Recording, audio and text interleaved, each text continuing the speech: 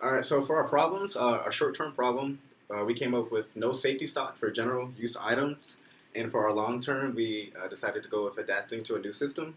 And with the symptoms with that, we have the short-term is increased lead times, stockouts, increased workload for the short-term, and long-term, we have general dissatisfaction with the new system.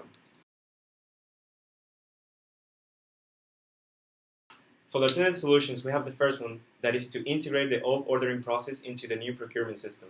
So the pros for this one is going to be to increase the customer satisfaction, increase the number of major customers, and increase the employee morale. The cons for this alternative is the increased complexity, it's going to be a lack of innovation, and we're risking the stock out. The second alternative is to, for the sales teams, manages manual system input. So the pros for this one is to increase the customer satisfaction as well. We're going to have more oversight. We're going to increase the ability to serve major customers. And the cons is going to increase the workload, increase operation costs, and increase in human error. The third alternative solution is going to be customize the procurement system to purchasing team specifications. So the pros for this is to increase the manageability, to increase efficiency, and reduce the workload for the purchasing department. And the cons for this option is to increase workload for the IT department.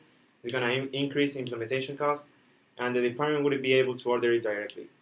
All right, for our fourth alternative, we went with keep safety stock of general use items. That would solve our short-term problem, not having safety stock, and it would decrease the liability that we would run into stockouts.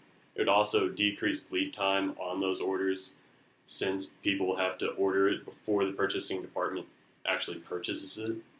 And then it would increase inventory costs because, well, we'd have more inventory. It would also increase in order management and the workload involved with that. Also, increase in operational costs because we would have increased workload. Then on our fifth alternative, we had dedicated training for new system annually.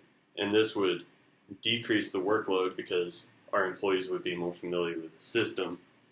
And then we'd have decreased human error because of the same reasons, and increased compliance because that would also decrease human error, which would increase compliance with laws and regulated products. But it could increase, or make our employees more frustrated and increase training costs. Our sixth solution would be to revert back to the old system, and this would increase our customization for orders, and it would just make our employees all around happy because they don't like the new system and all the manual inputs they have to do. It would increase our customer satisfaction because we would have more major customers able to be served, and all around it'd be pretty nice, but it wouldn't be the best.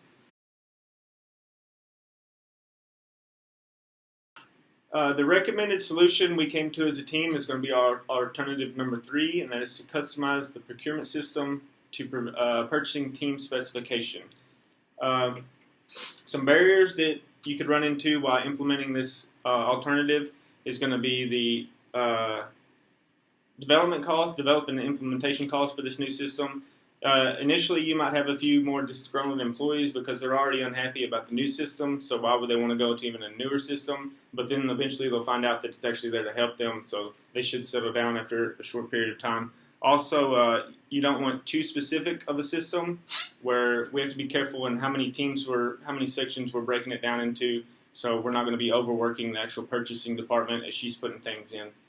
And then for the implementation timeline, so the thing that we want to do initially is to develop a cross-functional team to develop the new system, and then that new system is going to be introduced to a few teams. You don't want to do it across the entire company or organization initially. You just want to have a few select teams to initially do a beta phase, and that will last a few weeks, possibly a month, and then you collect the procurement results from them to see how your inventory levels did, see if you satisfied that first short-term symptoms where we had increased lead time, stock out, as well as increased workloads. You want to see during the implementation if any of those symptoms were affected in a positive way.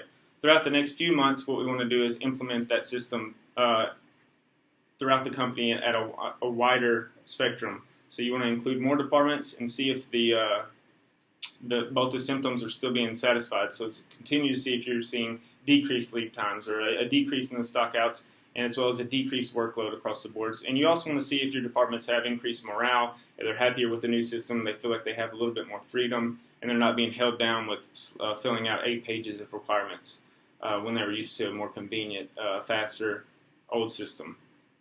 Around the 6-month mark, then you want to take all your results from all the departments and make sure, again, that it's satisfying both of those symptoms, that the new implementation of the solution is doing what it's supposed to be doing.